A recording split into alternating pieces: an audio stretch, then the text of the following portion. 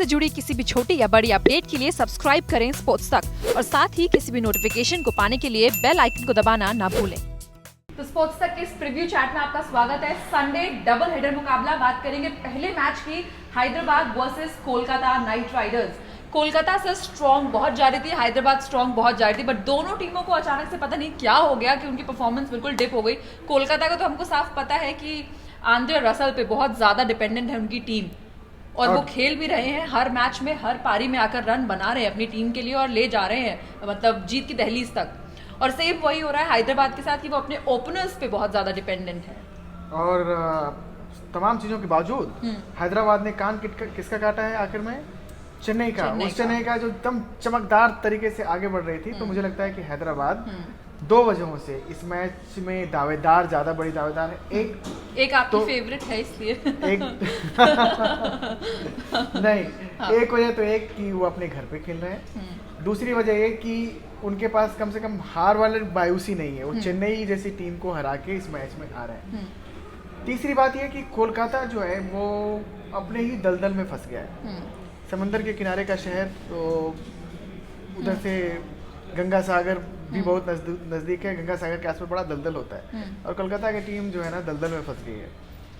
Top order में Chris लेन और Sunil Narayan. Chris लेन के साथ मतलब ये है कि एक पारी खेलते हैं फिर उसके बाद सो जाते हैं। हाँ, सो जाते हैं, फिर बीच में दो मैचों में एक मैच खेल जाते हैं, कुंभकर्ण वाला हालत है। मतलब जगते हैं तब जब उनको भूख लगती है तो जगते हैं, भोजन मिल गया दिन सो जाते हैं। सुनील नारायण पे भी सर इतना ज्यादा भरोसा उनकी टीम दिखाती है, फैंस दिखाते हैं, लेकिन उनका भी ये सीजन कुछ खास नहीं गया है क्योंकि ना तो विकेट्स है और ना तो इतने रन है उनके भी। और शुभमन गिल को ट्राई किया कोलकाता ने पिछले मैच में, लेकिन वो भी कुछ खास काम नहीं आया। लेकिन हम शुभमन गिल को सर इसमें डायरेक्टली ब्लेम कर सकते हैं क्योंकि उनका आप लगातार अगर नंबर चेंज करते रहेंगे या कभी ऊपर कभी नीचे, तो प्लेयर को भी थोड़ा सेट होने में टाइम लगता है। इतना रिजिड नहीं होना चाहिए उनके एज ग्रुप में, वो जिस लेवल पे हैं उनको इतना रिजिड नहीं होना चाहिए। जिस भी नंबर पे मौका मिले आप जाओ और खुल कर खेलो। अपॉर्चुनिटी जो आपको मिली उसको ग्रैब करिए। बिल्कुल। कोलकाता का कारवां एक ही बंदे पे निर्भर हो गया है, वो है आंद्रे रसेल, और ये उनके लिए बहुत ही खतरनाक स्थिति है कि हालांकि पिछले मैच में नीतीश राणा ने उनका साथ दिया। एग्जैक्टली, लेकिन ऊपर में अगर उतप्पा ने थोड़ा रन बना दिया होता है या कम से कम जल्दी आउट भी हो गए थे तो भी उनके लिए शायद मौके होते, क्योंकि उनके पास ओवर बचते, शायद उनको खुलकर जिस तरह से वो खेलते हैं वो खेलकर अपने मैच को वहां तक ले जाते जहाँ पे कुछ भी हो सकता था। एक तो बल्लेबाजी कंसर्न है ही, ऊपर में टॉप ऑर्डर की बल्लेबाजी। सेकेंडली गेंदबाजी बहुत खराब लगा, अच्छा नहीं लगा बिल्कुल भी। कुलदीप को एक ओवर में 27 रन पिटते देखना अच्छा बिल्कुल भी नहीं लगा कि पिट गए तो पिट गए। मैच के बाद जो हमने विजुअल्स देखे, पिटने के बाद वो मैदान के किनारे गए, रुआसा हो गए, उनकी आंखों से मतलब उनको सीनियर प्लेयर्स ने बहुत दिलासा दिया, आंसू गिरते गिरते बचे। सो और देखिए ना सिर्फ कोलकाता बल्कि इंडिया के लिए भी एक बहुत बड़ा कंसर्न है, क्योंकि हमारे लिए वर्ल्ड कप के लिए बहुत बड़े ट्रम्प कार्ड साबित हो सकते हैं कुलदीप, और कुलदीप को ट्रम्प कार्ड ही मानकर टीम चलती रही है। लेकिन अगर उनका ये हाल है कि इतने सारे मैचेस में उनको विकेट के, आपको लगता है कुलदीप को रेस्ट दे देना चाहिए कोलकाता नाइट राइडर्स को? मुझे लगता है कोई कुलदीप को रेस्ट की जरूरत है। कुलदीप को आप रेस्ट दे दो, अननेसेसरी उन पे प्रेशर मत बनाओ। हो सकता है कि एक दो मैच बाहर बैठे तो वो समझे कहाँ गलती कर रहे हैं। कल मैं देख रहा था कि वो एक ही जगह पे एक तो गेंद किए जा रहे थे, जिसको बोलते हैं ना क्रिकेट की भाषा में गोदी में बॉल डाल देना, वो गोदी में बॉल डाल रहे थे, वो चौके छक्के लगाए जा रहे थे। दूसरी, वो जरूरत से ज़्यादा तेज कर रहे थे। अननेसेसरी आपको तेज करने की ज़रूरत नहीं। जब आप कॉन्फिडेंट होते हो ना तो फिर आप वेरिएशन भी इस्तेमाल करते हो, आप स्पीड भी वेरी कर लेते हो, तो तमाम चीज़ें कर लेते हो, गॉड ब्लेस यू। सो लेकिन जब आप परेशानी में फंसे होते हो देन आप कोई भी काम जल्दी जल्दी करते हो, चाहे आपके बोलने का हो, चाहे आपके चलने का हो। जब आप डेस्परेट सिचुएशन में होते हैं तो आप कुछ भी ट्राई करते हैं कि ये चल जाए, शायद हो, बिल्कुल बहुत हार्ड करते हो और बहुत हार्ड ट्राई कर रहे हैं। तो कोलकाता के लिए एक तो उनकी बल्लेबाजी बहुत बड़ी कंसर्न है ऊपर की, नीचे उनकी गेंदबाजी भी। पीयूष चावला, कुलदीप यादव, सुनील नारायण, इन पे इनका था कि बेड़ा पार लगा देंगे, क्योंकि पेस गेंदबाजी में तो उनके पास वैसे भी दम नहीं था। चलिए प्रसिद्ध कृष्णा एक तरह से देखें तो बोनस ही काम किए हैं, तमाम चीज़ों के बावजूद अपनी लिमिटेड एबिलिटी में भी वो अपने तरफ से पूरे 100% अपना योगदान देते हैं। लेकिन कोलकाता जैसी टीम से अच्छा तब तक नहीं कर सकती जब तक उनकी कुलदीप यादव परफॉर्म ना करे, क्योंकि वही शायद उनके सबसे बड़े ट्रम्प कार्ड थे। हालांकि आंद्रे रसल निकल कर आ गए हैं, एक्स फैक्टर जिसे हम स्पोर्ट्स तक पे लगातार कहते हैं, हर टीम में कौन है। और देखिए ना कि हालात क्या है, मतलब अब यहाँ से एक भी मैच हारे तो खत्म। आपको जो बाकी बचे मैचेस हैं उनमें से सिर्फ एक मैच हारना गंवारा हो सकता है, नहीं तो आप प्ले ऑफ की दौड़ से भी बाहर हो जाओगे, फिर आप पार्टी बिगाड़ने वाले ही साबित होकर रह जाओगे। जैसे बैंगलोर ने किया, बैंगलोर का हालत है, जैसे राजस्थान ने किया मुंबई के। एग्जैक्टली। लेकिन मुंबई को इतना कुछ खास फर्क नहीं पड़ा क्योंकि वो सेकंड नंबर पे ऑलरेडी पहुंच चुके हैं, 12 पॉइंट्स हैं उनके पास। कुलदीप के साथ साथ यही तो नहीं हो रहा है जो हम डिस्कस कर रहे थे कि हमारे बॉलर्स काफी ज्यादा थक गए हैं आईपीएल के दौरान, उनको वर्ल्ड कप से पहले थोड़ा सा आराम मिलना चाहिए। नहीं, एक तो होता है, आप चाहे अपने पैशन का भी काम करें ना, जैसे आपका पैशन है कि आप एंकरिंग करती हैं, आप कैमरे के सामने आना पसंद करती हैं, लेकिन आपको वही काम लगातार 24 घंटे और 7 दिन कराया जाए, तो आप किसी न किसी दिन थकोगे, आप बोलोगे कि नहीं रहने दो बस, मैं जरा मुझे आराम करना है। तो वो तो बात है कि खिलाड़ी लगातार खेलते रहते हैं, नेशनल इंटरनेशनल, वो इंडिया के लिए तीनों फॉर्मेट में खेलते हैं, तो बिजी तो बहुत है। सेकेंडली, चूंकि अपने टीम के स्टार खिलाड़ी हैं, अब उनकी टीम खुद भी ट्रम्प कार्ड मान के चलती रही है, तो प्रेशर भी है। लेकिन बहुत सारे लोगों का तर्क ये भी है कि कुलदीप का रिदम इसलिए बिगड़ा है क्योंकि बीच बीच में इंटरनेशनल मैचेस में उनकी जोड़ी को जो चहल के साथ थी उसको तोड़ा गया, इनको बैठाया गया।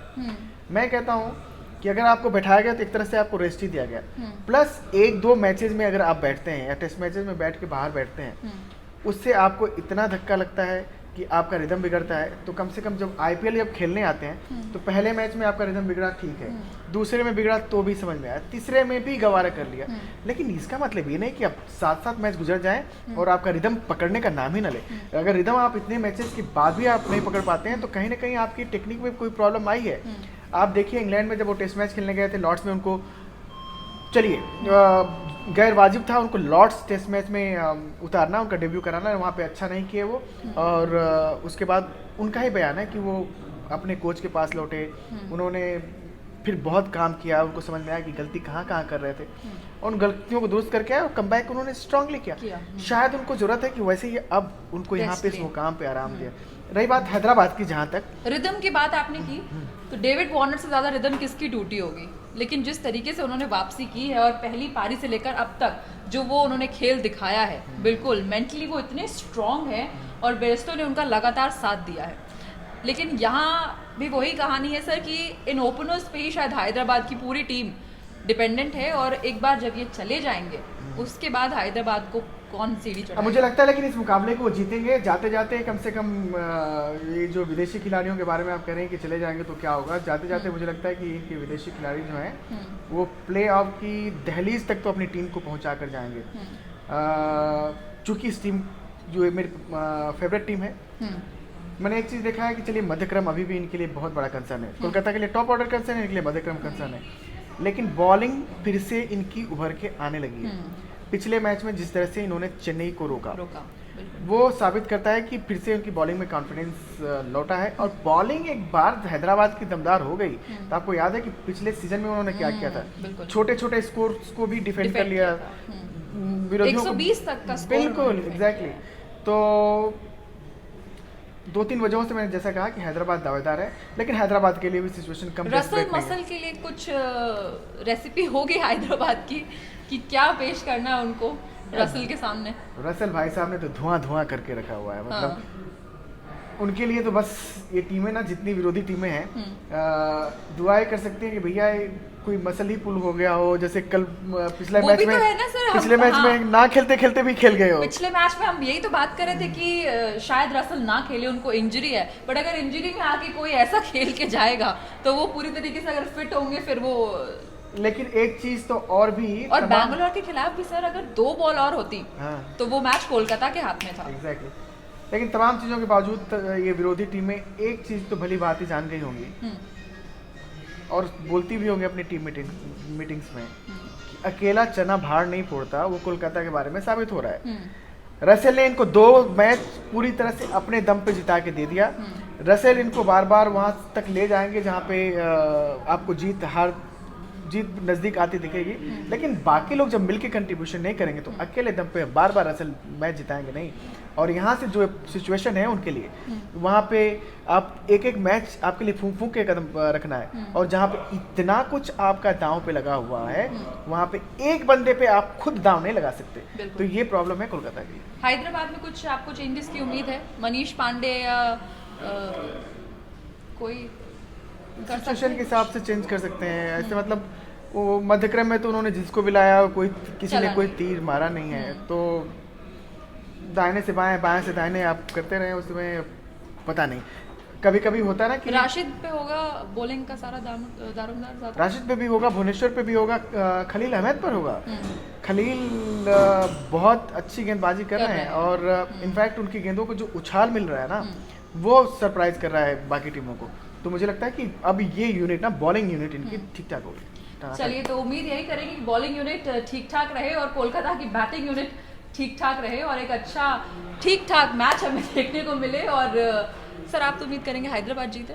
जी जी बिल्कुल, मैं चाहूँगा। मुझे लगता है लेकिन कोलकाता ये मैच छोड़ने वाली नहीं है। इनफैक्ट ये हो भी रहा है वैसे, ये सुई ऐसे ऐसे चलती रही है। चलिए, तो देखते रहिए स्पोर्ट्स तक और सब्सक्राइब जरूर कीजिए चैनल को, फेसबुक पे लाइक कीजिए, इंस्टाग्राम पे पेज है हमारा उसको फॉलो कीजिए और ऐसे ही प्यार देते रहिए। Thank you.